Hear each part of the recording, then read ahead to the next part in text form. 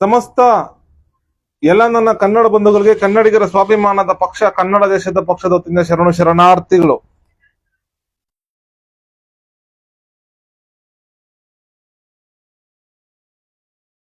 ಭಾರತ ಒಕ್ಕೂಟ ನಮ್ಮ ಕನ್ನಡ ದೇಶಕ್ಕೆ ಭಾರತ ಒಕ್ಕೂಟ ಸರ್ಕಾರದ ತುಂಬಾ ಮಲತಾಯಿ ಧೋರಣೆ. ಇದನ್ನ ಸಮಸ್ತ ಕನ್ನಡ ಬಂಧುಗಳ ಪರವಾಗಿ ನಮ್ಮ ಕನ್ನಡ ದೇಶದ ಪಕ್ಷದಿಂದ ತೀವ್ರ ಖಂಡಿಸ್ತಾ ಇದೀವಿ. ವಿಚಾರಣ ಭಾರತ ಒಕ್ಕೂಟ ಸರ್ಕಾರದಿಂದ ಕಳೆದ 17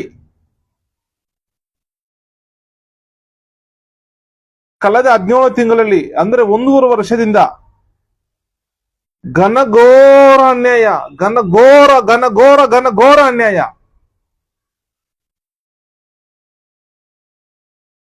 ಇಷ್ಟೆಲ್ಲ ಅನ್ಯಾಯ ಆಗ್ತಿದ್ರು, ಇಷ್ಟೆಲ್ಲ ವಂಚನೆ ಆಗ್ತಿದ್ರು, ಇಷ್ಟೆಲ್ಲ ತಾರತಮ್ಯ ಆಗ್ತಿದ್ರು ನಮ್ಮ ಕನ್ನಡ ಬಂಧುಗಳು, ಕನ್ನಡ ದೇಶದ ಜನ ಪ್ರಶ್ನೆ ಮಾಡದೇ ಇರುವಂತಹ ಅತಿ ದೊಡ್ಡ ದುರಂತ ಇದು.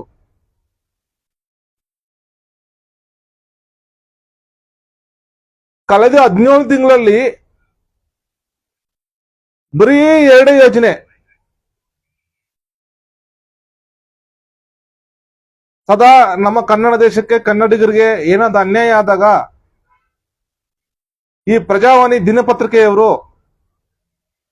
ಅದನ್ನ ಪ್ರಕಟಣೆ ಮಾಡಿ ಆ ಸುದ್ದಿಯನ್ನು ಬಿತ್ತರಿಸಿ ಜನರಿಗೆ, ಸಮಸ್ತ ಕನ್ನಡ ಬಂಧುಗಳಿಗೆ ಮುಟ್ಟಿಸುವಲ್ಲಿ ಯಶಸ್ವಿಯಾಗಿದ್ದಾರೆ.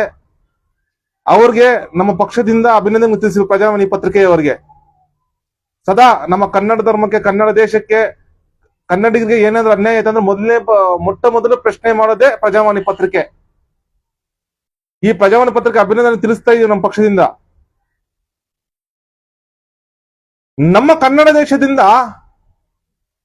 ವರ್ಷಕ್ಕೆ ಸಮಸ್ತ ಕನ್ನಡ ಬಂಧುಗಳ ದುಡ್ಡು 4.5 ಲಕ್ಷ ಕೋಟಿಯಿಂದ 5 ಲಕ್ಷ ಕೋಟಿವರೆಗೂ ದುಡ್ಡು ಹೋಗುತ್ತೆ ಕಂದಾಯ ಒಕ್ಕೂಟ ಸರ್ಕಾರಕ್ಕೆ. ಇಷ್ಟು ದುಡ್ಡು ಹೋದ್ರೂ 1.5 ವರ್ಷದಲ್ಲಿ 17 ತಿಂಗಳಲ್ಲಿ ಬರೀ ಕೇವಲ 2 ಯೋಜನೆ.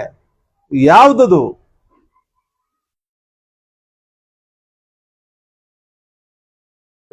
ರೈಲ್ವೆ ಇಲಾಖೆಯಲ್ಲಿ 3,436 ಕೋಟಿ ಒಂದು ಯೋಜನೆ. ಮೆಟ್ರೋಗೆ ಸಂಬಂಧಪಟ್ಟಂತೆ ಅದು 19 ತಿಂಗಳಿಂದ 2 ವರ್ಷದಿಂದ ಅದು ಯೋಜನೆಗೆ ಅನುಮೋದನೆ ಕೊಡಕ್ಕೆ 19 ತಿಂಗಳಿಂದ ಹಿಂದೆನೆ ಅನುಮತಿಗೆ ನಮ್ಮ ಕರ್ನಾಟಕ ಸರ್ಕಾರ ಒಪ್ಪಿಗೆ ಕೇಳಿ ಎಲ್ಲ ಇದ್ ಮಾಡಿದ್ದಾರೆ. 19 ತಿಂಗಳ ನಂತರ ಅದಕ್ಕೆ ಒಪ್ಪಿಗೆ ಕೊಟ್ಟಿರುವಂತದ್ದು. ಅದರ ಒಂದು 15,000 ಕೋಟಿ ಬಿಡುಗಡೆ ಅಷ್ಟೇ. ಒಟ್ಟಾರೆಯಾಗಿ ಲೆಕ್ಕ ಹಾಕೊಂಡ್ರೆ ಹೆಚ್ಚು ಕಮ್ಮಿ 2 ವರ್ಷ 17 ತಿಂಗಳು ಏನಿದೆಯಲ್ಲ, ಈ 17 ತಿಂಗಳು 18 ತಿಂಗಳಲ್ಲಿ ಬರೀ 2 ಯೋಜನೆ ಭಾರತ ಒಕ್ಕೂಟ ಸರ್ಕಾರಕ್ಕೆ. ಅಲ್ಲಿಗೆ ಏನು 1.5 ವರ್ಷದಲ್ಲಿ 7 ಲಕ್ಷ ಕೋಟಿ ಹೋಗಿದೆ. ನಮ್ಮ ಸಮಸ್ತ ಕನ್ನಡ ಬಂಧುಗಳ ದುಡ್ಡು ಭಾರತ ಒಕ್ಕೂಟ ಸರ್ಕಾರಕ್ಕೆ ಕಂದಾಯದ ರೂಪದಲ್ಲಿ 7 ಲಕ್ಷ ದುಡ್ಡು ಹೋಗಿದೆ. 7 ಲಕ್ಷ ದುಡ್ಡು ಹೋಗಿದ್ರೆ ಅವ್ರು ಖರ್ಚು ಮಾಡೋದು ಬರೀ 20,000.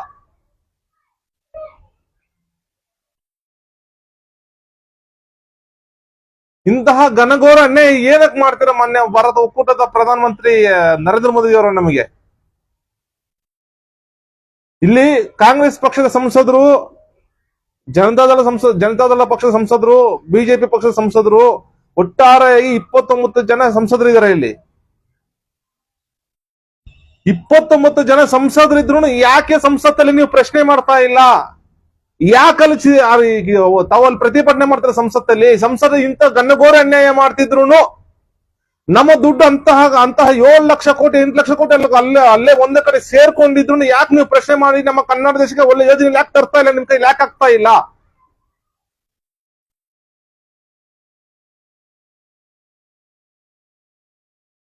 ನೀವು ಇದಕ್ಕೆ ಸಮಸ್ತ ಕನ್ನಡ ನಿಮ್ಮನ್ನು ಆಯ್ಕೆ ಮಾಡಿರೋದು.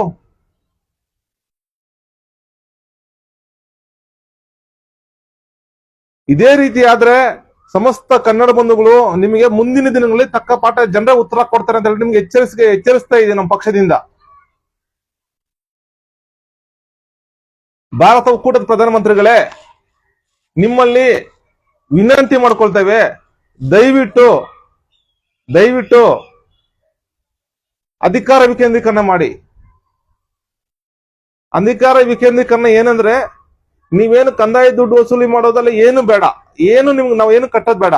ವರ್ಷಕ್ಕೆ ಇಷ್ಟ ಅಂದ್ಬಿಟ್ಟು ನಾವೇ ಒಂದು ಭಾರತ ಒಕ್ಕೂಟ ಸರ್ಕಾರ ನಡೆಸೋಕೋಸ್ಕರ ಕರ್ನಾಟಕ ಸರ್ಕಾರದ ಸ್ವಲ್ಪ ಬಿಡುಗಡೆ ಮಾಡ್ಬಿಡ್ತೀವಿ. ಆ ತರ ಅಧಿಕಾರ ವಿಕೇಂದ್ರೀಕರಣ ಮಾಡಿ ಭಾರತ ಒಕ್ಕೂಟದ ಪ್ರಧಾನಮಂತ್ರಿಗಳೇ. ಈ ರೀತಿ ಆದಾಗ ನಿಮ್ಮ ಹತ್ರ ಕೇಳ್ಕೊಳ್ಳೋ ಅವಶ್ಯಕತೆ ಇರಲ್ಲ. ನಮ್ಗೇನು ಅನ್ಯಾಯ ಆಗಲ್ಲ, ಮಲತಾಯಿ ಧೋರಣೆ ಆಗಲ್ಲ, ತಾರತಮ್ಯನೇ ಏನಾಗೋದೇ ಇಲ್ಲ. ಈ ರೀತಿ ನಾವು ಕಿರ್ಚಾಡೋ ಪರಿಸ್ಥಿತಿ ನಮ್ಗೆ ಬರೋದಿಲ್ಲ. ಇಷ್ಟೆಲ್ಲ ಗನಗೋರ ಅನ್ಯಾಯ ಆಗ್ತಿದ್ರು, ಅವ್ನ ಯಾವನ ಅಯೋಗ್ಯ ಒಬ್ಬನಿದಾನೆ ಕಾಂಗ್ರೆಸ್ ಪಕ್ಷದಲ್ಲಿ, ಕಾಗವಾಡ ಶಾಸಕ ರಾಜು ಕಾಗೆ ಅಂತೆ, ದೊಡ್ಡ ಅಯೋಗ್ಯ ಅವ. ಉತ್ತರ ಕರ್ನಾಟಕ ಪ್ರತ್ಯೇಕ ಅಂತ ಹೇಳ್ತಾನೆ ಇವ. ಈಗ ಪ್ರಶ್ನೆ ಮಾಡೋದು ಹೋಗ್ಬಿಟ್ಟು ರಾಷ್ಟ್ರಪತಿ